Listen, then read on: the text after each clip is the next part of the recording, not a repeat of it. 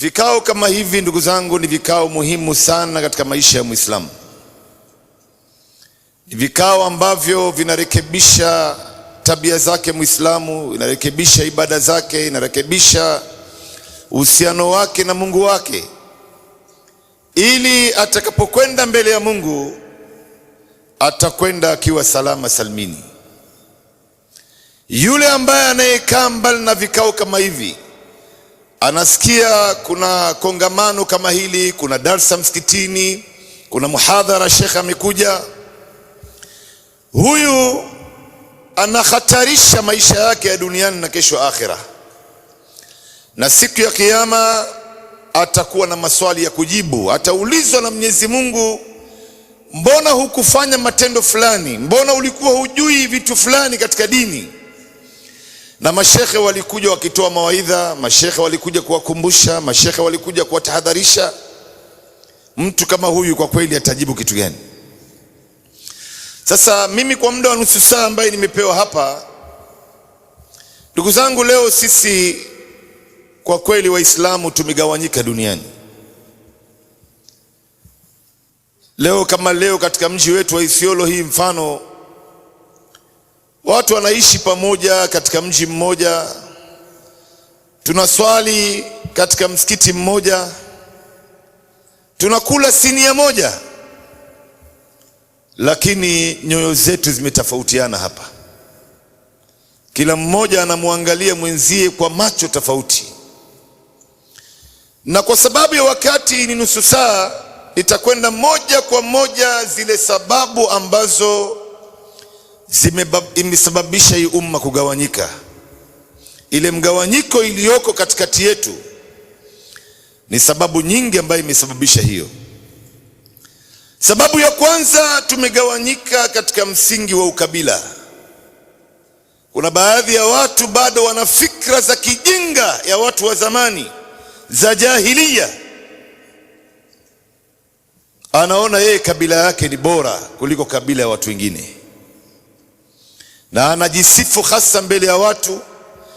Na akimuuliza mtu, jina lako ni nani, anataka kujua huyu ni kabila gani, ni kabila langu ama sio yangu, ili aweze kuamua atamuheshimu ama ataanza kumdharau.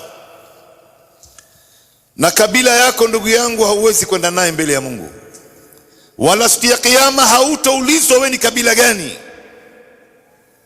Na lau kabila ya mtu ingemuingiza mtu peponi, basi ingemuingiza Abu Lahab, ambaye alikuwa ni ammi yake Mtume sallallahu alaihi wasallam. Unajua Waislamu leo wengi wetu hapa tumeshindwa kutofautisha baina ya Abu Lahab na Abu Jahal. Hawa ni watu wawili tofauti ndugu zangu. Ikiwa kuna mtu inshallah anajua tofauti ya Abu Lahab na Abu Jahal, sasa hivi ainue mkono. Sasa hivi atapewa zawadi. Sasa hivi, usiangalie mahali popote. Wapi? Shekhe tuambie. Mpe speaker jamani.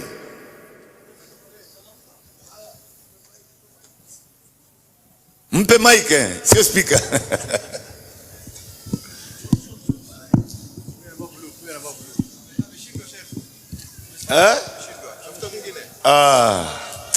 Ameharibu kwa kweli.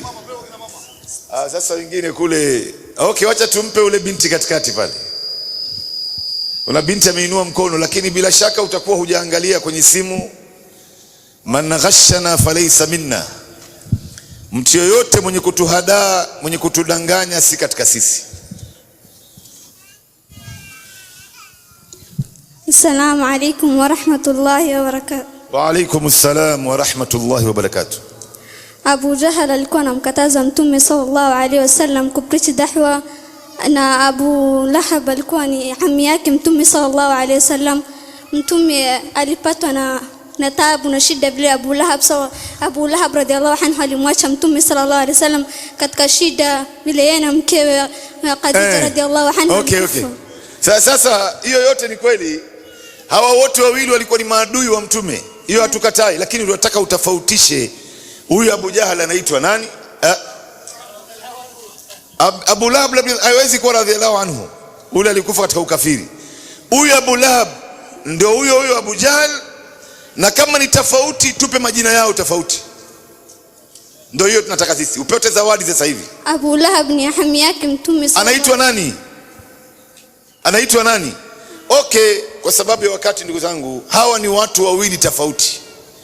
Abu Lahab ni ndugu ya baba yake Mtume. Ndio kuna sura nzima iliteremka kwa sababu ya huyu bwana, surati Lahab. Tabbat yada abi lahabin wa tabba. Huyu anaitwa Abdul Uzza ibn Abdul Muttalib, kama vile baba yake Mtume anaitwa Abdillahi ibn Abdul Muttalib. Huyu alikuwa ni ndugu yake baba yake Mtume. Lakini Abu Jahal alikuwa akiitwa Amr ibn Hisham al-Makhzumi. Huyu Amr ibn Hisham al-Makhzumi ndo alichukua uongozi baada ya kufariki Abi Talib. Abi Talib alipofariki, ambaye alikuwa kimlinda Mtume, sasa huyu Abu Jahal ndo akachukua uongozi. Hii ni kunia ambayo alipewa kwa sababu ya ujahili wake, na Mtume akasema huyu ni Firaun wa asri hii. Kuna baadhi ya Waislamu leo wanaamini kwamba labda hawajui, maskini, wanasema Abu Lahab na Abu Jahal ndo huyo mtu mmoja. Hata kuna bwana mmoja alipokuwa anawaswalisha watu, alipewa nafasi ya kuwaswalisha watu, akasoma katika surati Lahab.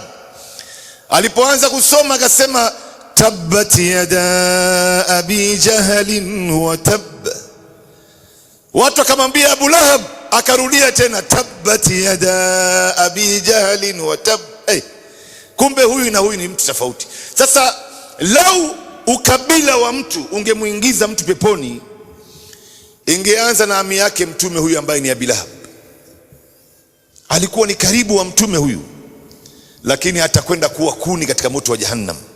Kabila yake haitomsaidia chochote. Mtume anatuambia na anatutahadharisha sisi Waislamu, tutahadhari na mambo ya ukabila. Da'uha fa innaha muntina. Acheni mambo ya ukabila haya ndugu zangu, kwani ni harufu mbaya. Leo mtu anapokuja kuposa binti yako, kitu cha kwanza unauliza huyu ni kabila gani huyu? La, kitu cha kwanza unauliza dini yake, Uislamu wake, tabia yake, ibada zake. Mtume anasema fadfar bidati din taibat yadak. Mtume anasema idha atakum man tardhauna dinahu wa amanatahu fazawiju illa taf'alu takun fitnatun fil ardi wa fasadin arid. Leo ndugu zangu, kwa masikitiko makubwa, katika mji wetu wa Nairobi na mji wa Mombasa vile vile, sijui katika miji yenu huko, hii mambo ya ukabila imefika mahali pabaya sana, kiasi ambacho mtu akifariki, wanaohudhuria wengi katika mazishi hiyo ni kabila lake yule alokufa. Akifariki Mwarabu, Waarabu wengi watakuweko hapo. Akifariki Muhindi, Wahindi wengi ndio watakuwa hapo. Akifariki Msomali, Wasomali wengi watakuwa hapo.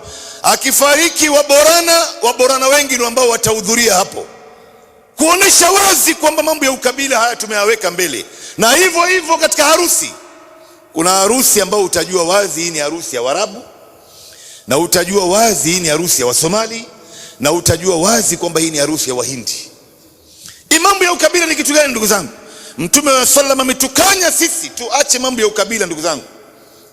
Ukabila ni harufu mbaya. Ndio pale Mtume anasema la fadla ala al-arabi lil-ajami wala lil-ajami ala al-arabi illa bittaqwa inna akramakum inda Allahi atqakum. Mwarabu si mbora kuliko asiyekuwa Mwarabu, na asiyekuwa Mwarabu si mbora kuliko Mwarabu. Hakika mbora wenu nyinyi ni yule ambaye anayemuogopa Mungu zaidi. Huyo ndo mbora, huyo ndo mbora manake. Kwa hivyo leo sisi wengine hapa tumekuja kugawanyika katika misingi ya urangi.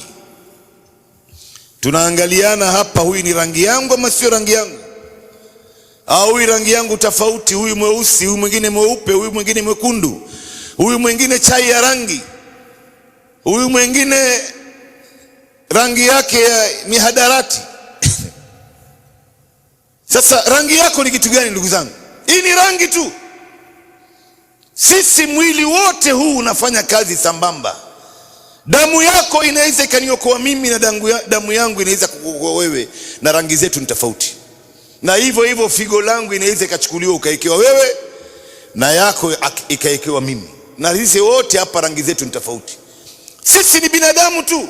Lau rangi ya mtu ingemuingiza mtu peponi, basi ingemuingiza Firaun al-la'in. Firaun alikuwa mweupe kuliko wote, kwa mwekundu kweli kweli. Au unajifakhiri tu ndugu zangu, rangi ni kitu gani hii? Bali kuna baadhi ya watu mpaka mwisho anaona haya. Mungu amemuumba, amempa kila mmoja wetu rangi yake hapa,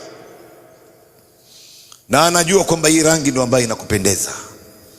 Sasa baadhi ya watu wanakwenda kubadilisha maumbile ya Mungu, kama wanawake hasatan.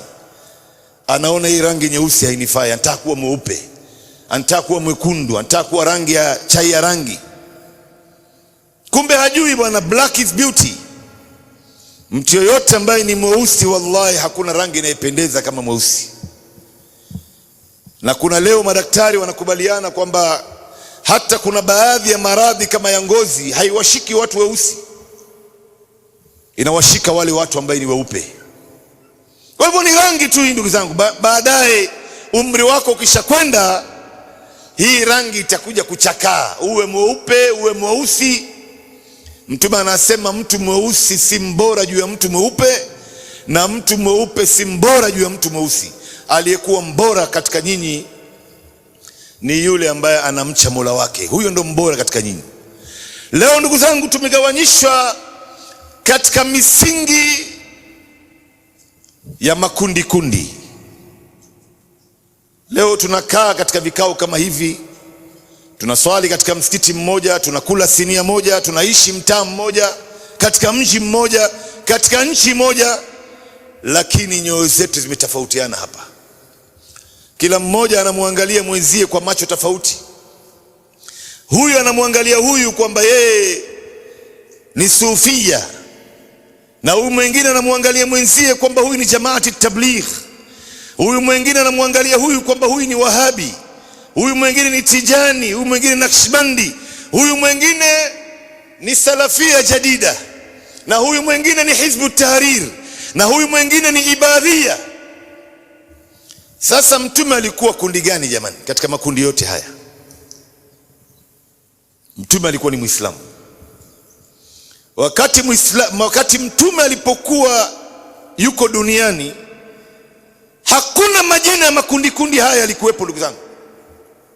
Bali katika khilafa ya Abu Bakar miaka miwili, hakuna mtu aliwahi kujiita na kundi aina fulani. Bali katika khilafa ya Saidina Umar miaka 10 na miezi 9, Waislamu wote walibakia kwamba ni Waislamu. Haujawahi kusikia eti huyu anajiita kundi fulani, huyu kundi fulani, huyu kundi fulani. Bali wakati wa mtume palikuwepo na majina matatu tu, mtume akiwa duniani. Ima wewe ni Muislamu, ama wewe ni munafik, ama wewe ni kafiri. Basi hakuna makundi yote haya leo unayaona ambayo imetugawanyisha sisi Waislamu. Na mtume aliwahi kutahadharisha ndugu zangu, akatuonya juu ya makundi haya miaka 1446 iliyopita. Akasema bwana, wasataftariqu ummati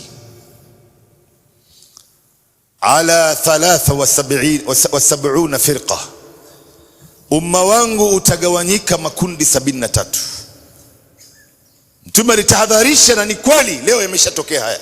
Mtume alisema Mayahudi watagawanyika makundi 71, waligawanyika makundi 71, na Wakristo wamegawanyika makundi 72, na umma wangu watagawanyika makundi 73. Mtume anasema kulluhum finnar illa wahida, makundi yote haya yataingia motoni isipokuwa kundi moja peke yake. Maswahaba ridwanullah alaihim wakamuuliza Mtume, hii kundi moja ni kundi gani hii? Mtume akawajibu jawabu mbili katika sehemu tofauti. Akawaambia jawabu la kwanza, man kana ala mithlu ma ana alayhi alyawm wa ashabi, wale ambao watakaoshikamana na yale nilichoyafundisha mimi leo. Nimewafundisha maswahaba hawa, Hawa ndo ambaye Mtume amewaita alfirqatu najia. Katika hadithi nyingine Mtume amewaita at-taifatu al-mansura, la tazalu min ummati taifatun mansurin. Hawa Mtume vile vile amewaita al-ghuraba. Bada al-islamu ghariban wa sayaudu ghariban kama bada, fatuba lilghuraba. Uislamu ilianza ikiwa geni na itarudi itakuwa geni tena. Maana yake Uislamu ilipoanza watu walishangaa, dini gani hii ambaye eti watu wanaabudu Mungu mmoja na sisi tuna miungu 360? Dini gani hii ambayo inaisema watu wote ni sawa mbele ya Mungu? Dini gani hii ambayo inawapa wanawake haki zao? Dini gani hii ambayo inawakataza watu mambo ya haramu? Walishangaa, maana yake dini imekuja ikiwa geni na itarudi itakuwa ni geni. Itakaporudi kuwa geni, Mtume anasema fatuba lilghuraba, wape habari njema watakaoonekana kwamba ni wageni katika mujtamaa. Maana yake leo ukifanya jambo lolote la dini, wewe unaonekana kwamba ndo ambao umekuja na dini mpya.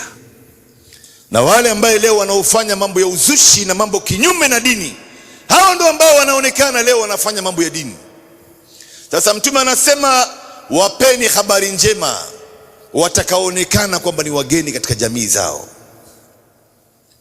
Na ndo pale alipotafsiri Mtume Muhammad sallam katika Sahih Muslim aliposema fatuba lilghuraba alladhina yasluhuna idha fasada an-nas. Hawa ghuraba ni kina nani hawa? Hii kundi moja ni kundi aina gani hii ambayo Mtume ameitaja katika makundi 73? Ni wale ambayo watakuwa wanatengeza wakati watu wanaharibu. Wakitokea watu hapa leo wakaanza kufanya mambo kinyume na dini, hawa watu wa sunna hawatokubali, watawaweka sawa. Na ndio unaona wanakuwa ni maadui wakubwa katika jamii ya Waislamu leo, watu ambao wamesimama upande wa Mtume, wamesimama upande wa Qur'an, wala hawajali lawama ya mwenye kulaumu. Lakini Mtume vile vile alipoulizwa hawa ghuraba ni kina nani, kama riwaya ilivyopatikana katika Musnad Imam Ahmad, Mtume akasema unasun salihun fi unasin su'in kathir man ya'sihim aktharu mimma yuti'uhum. Hawa ni watu wema wachache katika watu wengi waovu. Hii kundi moja hii ni watu wema wachache katika kundi ya watu wengi waovu. Wale ambao wanawapinga hawa wachache hawa ambao wako katika mstari wa sawa, ambao ndio Mtume anawataja ni wengi kuliko wale ambao wanawatii. Hivyo si watu wengi hawa. Ndio Mtume akasema la tazalu ta'ifatun min ummati dhahirina ala alhaq la yadhurruhum man khadhalahum wala man khalafahum hatta ya'ti amru Allahi wa hum ala dhalik. Haitoacha kuwepo kundi ya watu wachache, taifatun min ummati, kundi ya watu wachache katika umati wangu. Kazi yao ni nini hawa watu?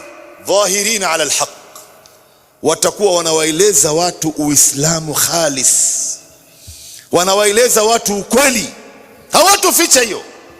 Mtu yoyote akija na mambo ya uzushi, mambo ya bid'a, hawa watasimama watawaeleza watu. Akija na mambo ambayo ni kinyume na dini, anataka kuhalalisha jambo lolote la haramu, hawa watasimama watawekea watu wazi, hawataogopa, wanasimama upande wa Mungu.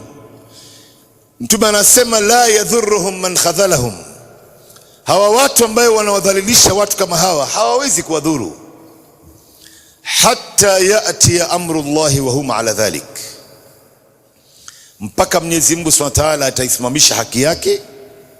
Hii haki itasimama, au mpaka siku ambayo Mwenyezi Mungu Subhanahu wa Ta'ala ataisimamisha kiyama na hawa watu wapo tu.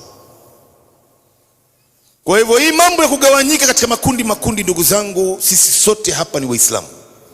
Ukimwona mtu yoyote leo anajinasibisha na kundi fulani, bwana mimi ni jamaati tabligh, mimi bana ni sufia, mimi bana ni khurafia, mwingine anasema yeye ni Tijania, mwingine anasema yeye ni Dhandrawi.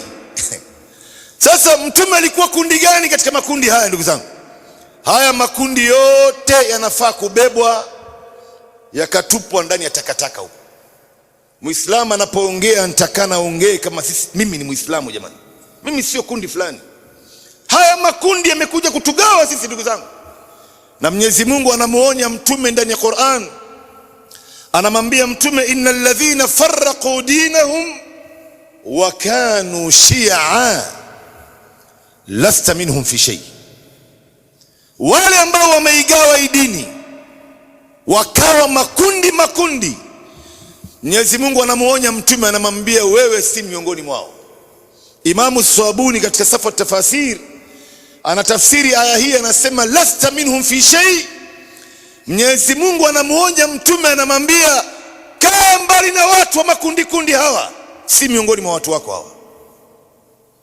Sasa leo wewe unakuja unaambia watu bana, mimi dhehebu langu ni Hizbu Tahrir. Huyu mwingine akaja akasema yeye ni Wahabi, huyu watatu akaja akasema yeye ni Jamaati Tabligh. Hauoni kwamba hapa tumeshagawanyika ndugu zangu? Lakini sisi sote ni Waislamu, na Muislamu anapoongea nitakana aongee kama yeye ni Muislamu.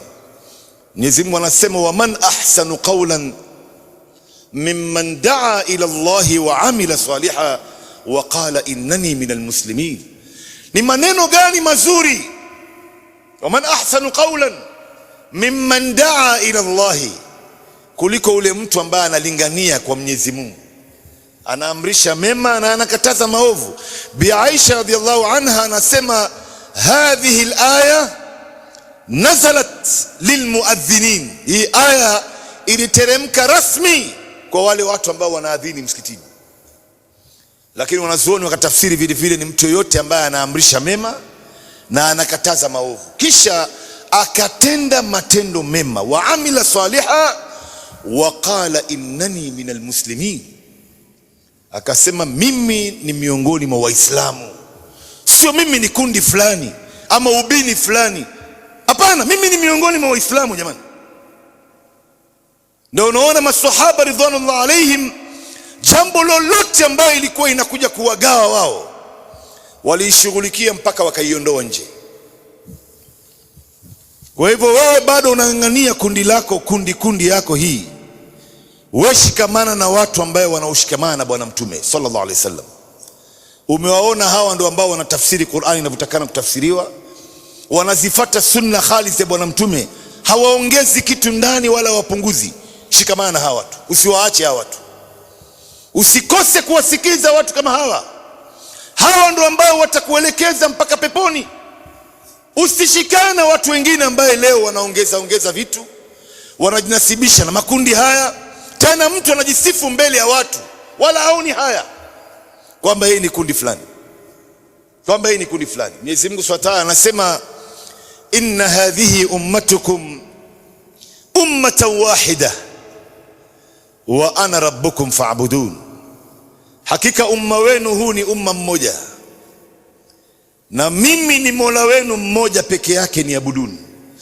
Mwenyezi Mungu ni mmoja na mambo yenu yote nyi Waislamu inafaa kuwa moja. Swala moja, kwanza Mwenyezi Mungu mmoja, mtume mmoja, Qur'ani moja, swala moja, hija moja, hijabu ni aina moja, na mwezi pia ni mmoja. Ikionekana mahali popote pale duniani, Waislamu dunia nzima wanafaa kufunga pamoja, na Waislamu dunia nzima wanafaa kula Idi pamoja. Kisha tukaja tukagawanyishwa vile vile katika msingi wa madhehebu. Leo tumekaa hapa ndugu zangu, kuna baadhi ya watu wana madhehebu zao, hata kama madhehebu haya yanakwenda kinyume na ile ya Qur'ani na sunna ya Bwana Mtume sallallahu alaihi wasallam. Wewe unampa mtu aya, unampa hadithi, anakuambia lakini dhehebu langu la Shafi'i imeruhusu hili jambo kwamba inawezekana, au mimi dhehebu langu la Hanafia imeruhusu hili jambo. Na hawa maimamu wanne wenyewe ndugu zangu wamekataa watu kuwafata kipofupofu, Kwanza hakuna mahali kwenye vitabu vyao kwamba eti hao maimamu wanne, Imam Abu Hanifa, Imam Malik, Imam Ahmad bin Hanbali na Imamu Shafi'i, eti wameandika kwenye vitabu vyao dhehebu langu linaitwa kulingana na ukoo wangu ama jina langu. Hakuna hiyo. Hakuna kwenye kitabu cha Imam Shafi hata moja mahali ameandika kwamba dhehebu langu ni Ash-Shafi'iyya, au katika vitabu vya Imam Ahmad bin Hanbali kwamba dhehebu langu ni Hanbaliyya, au vitabu vya Imam Malik kwamba dhehebu langu ni Malikiyya, au vitabu vya Imam Abu Hanifa kwamba ameandika kwamba dhehebu langu linaitwa Hanafiyya. Hakuna hiyo. Watu ndo ambao wamewawekea wao, lakini wao wanasema idha sahha alhadith fahuwa madhhabi. Hadithi ya bwana mtume inapokuwa sahihi, hiyo ndo njia yangu, hiyo ndo madhhabi yangu. Imamu Shafi'i anasema utakapokwenda kule mbele ukapambana na hadithi ya mtume ambayo ni sahihi, ambayo inapingana na kauli yangu, Imam Shafi'i anasema chukua kauli yangu, tupa kwenye ukuta, fuata hadithi ya mtume ambayo ni sahihi. Lakini leo unampa Muislamu aya, unampa hadithi, anakuambia bana mimi ni Shafi damu, huwezi kuniambia kitu bana. Na yeye Shafi mwenyewe amekataa kauli kama hii, bali Imam Abu Hanifa anasema haramun ala man la ya'rifu dalili an yuftiya bikalami, ni haramu kwa mtu yoyote asiyejua dalili yangu mimi akatoa fatwa juu ya kauli yangu. Ukasema Imam Abu Hanifa amesema, na hujui Imam Abu Hanifa ametumia dalili gani kwenye Qur'an na Sunna ya bwana mtume, hujui. Abu Hanifa mwenyewe anasema ni haramu kuchukua kauli kama hiyo. Sasa hawa maimamu wanne, ndugu zangu, ni maimamu katika Ahlus Sunna wal Jamaa, na wanabakia kwamba ni binadamu, wanapata na wanakosea. Mahali popote walipopatia kwa mujibu wa Qur'an na Sunna tutawafuata wote, na mahali popote walokosea hatuwezi kuwafuata na tutawapatia udhuru. Tutasema hapa alijitahidi na akakosea, ni binadamu, alokamilika ni Mwenyezi Mungu peke yake. Sio kila kitu anachotuambia sisi tutafuata tu, hapana. Na Muislamu yoyote hafai kujinasibisha na dhehebu lolote lile kwamba eti mimi ni dhehebu yangu inaitwa hivi, hapana. Dhehebu yako ni Qur'an na Sunna. Jambo lolote ambaye inawafikiana na Qur'an na Sunna, hiyo ndo ambaye utaishika wewe. Maana yake sisi Waislamu leo tutashikana chini ya bendera ya Qur'an na Sunna. Jambo lolote ambaye inakubaliana na Qur'an na Sunna, hiyo ndo ambaye tutaifuata sisi, na jambo lolote ambaye inakwenda kinyume na Qur'an na Sunna, hiyo ndo ambaye tutaiweka kando, kwa sababu itakuja kutugawa sisi. Leo malasafu shadid, ndugu zangu, naona wakati wangu umekatika. Miongoni mwa sababu ambayo imesababisha Waislamu leo kugawanyika ziko nyingi. Miongoni mwao tumekuja kugawanyishwa katika misingi ya uinchi. Leo tunakaa katika mji mmoja, lakini tunatazamana kwamba huyu si katika nchi yangu mimi. Hata kuna mmoja Muislamu amewahi kumripoti ndugu yake Muislamu katika nchi mojawapo kwamba huyu si katika nchi hii. Amemripoti kwa idara, ndugu zangu. Sasa huyu akishakuwa si katika nchi hii, nchi yako ni kitu gani wewe? Nchi yako ndo sababu ya mtu kuingia peponi? Hizi ni nchi tu. Wewe angalia maswahaba walivyokuwa, ndugu zangu, walibebwa juu na wote wametoka sehemu mbalimbali duniani, na wala watu hawakuangalia wametoka wapi hawa watu.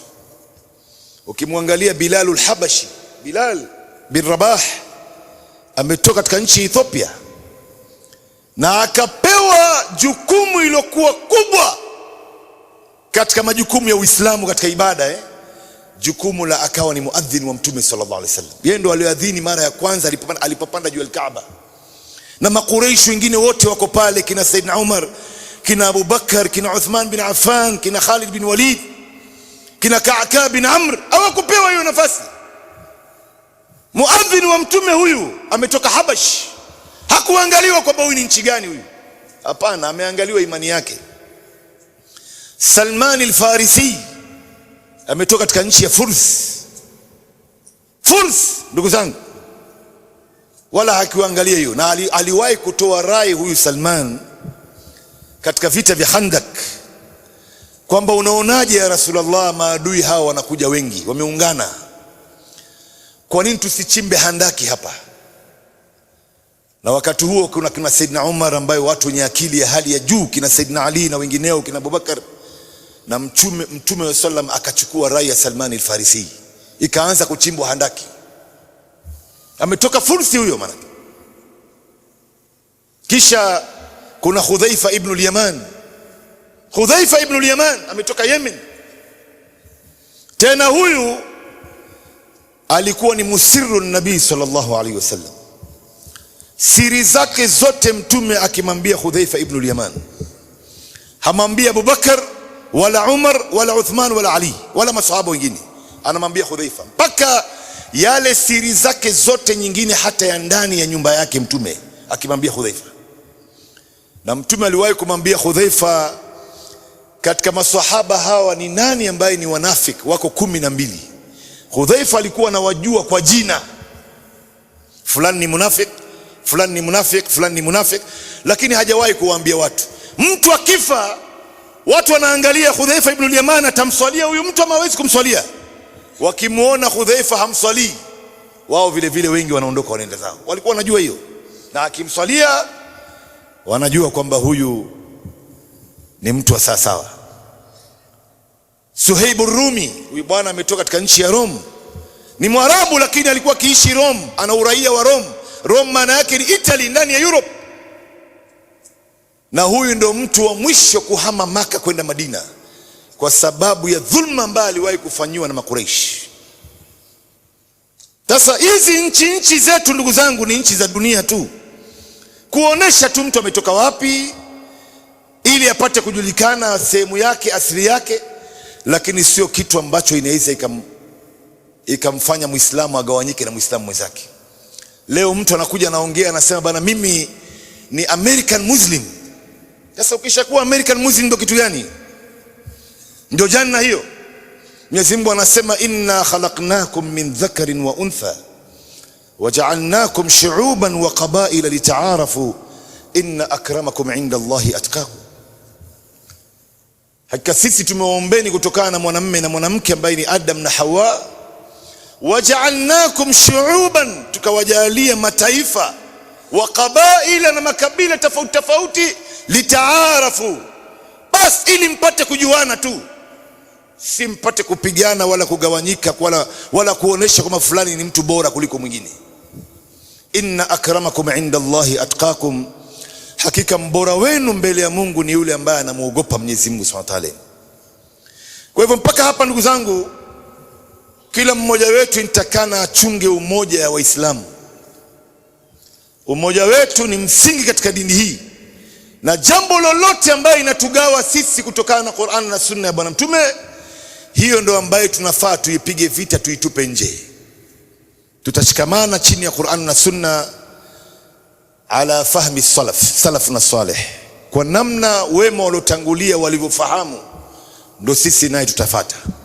Aqulu qawli hadha subhanaka Allahumma wa bihamdika ashhadu an la ilaha illa ant astaghfiruka wa atubu ilaik. Wassalamu alaykum wa rahmatullahi wa barakatuh.